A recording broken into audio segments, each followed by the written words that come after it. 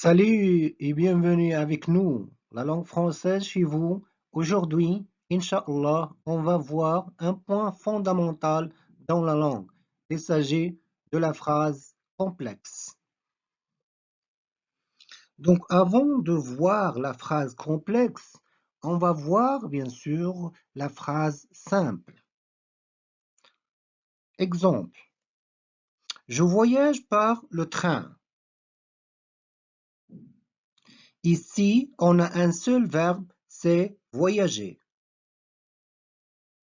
Une seule proposition. Lorsqu'on a un seul verbe, ça veut dire on a une seule proposition. Et la proposition est organisée autour d'un seul verbe.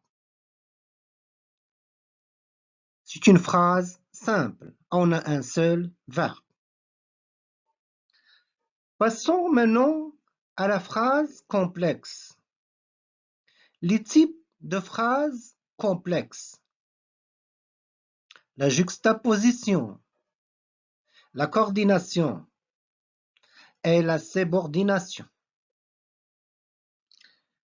Commençons par la juxtaposition. C'est quoi la juxtaposition?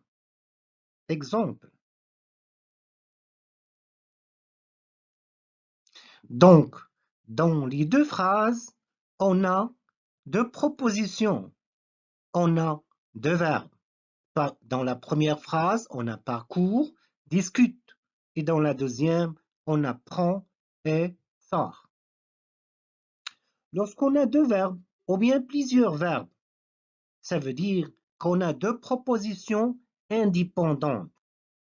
Et c'est quoi? Ou bien plusieurs propositions indépendantes. Et c'est quoi une proposition indépendante? C'est une proposition qui n'a pas besoin de l'autre pour avoir le sens. Entre les deux propositions ici, on a un signe de ponctuation. Dans la première phrase, on a virgule. Dans la deuxième, on a point, virgule. Et lorsqu'on a entre plusieurs ou deux propositions un signe de ponctuation, on parle de la proposition indépendante juxtaposée. La coordination. C'est quoi la coordination? Exemple. Ici, on a deux propositions. On a deux verbes, pleure et console. Et lorsqu'on a deux verbes ou plusieurs verbes, ça veut dire qu'on a deux propositions ou bien plusieurs propositions. Entre les propositions, on a un mot de coordination, comme ici, on a est. Lorsqu'on a deux propositions ou plusieurs propositions, et entre elles, N, bien sûr, mot de coordination, on parle de la proposition indépendante coordonnée. Remarque, pour se rappeler les mots de coordination, mais Maurice, mais oui donc, orni, car. Il faut faire attention seulement dans la phrase où on a ou avec l'accent, mais le mot de la coordination ou sans accent. Ou bien on a quelques adverbes comme oui, ainsi, alors, etc. La subordination. C'est quoi la subordination? Dans la juxtaposition et la coordination, les propositions sont indépendantes. جمل مستقلة بذاتها. Attention, ici, ce n'est pas même cas, ce n'est pas pareil. Exemple.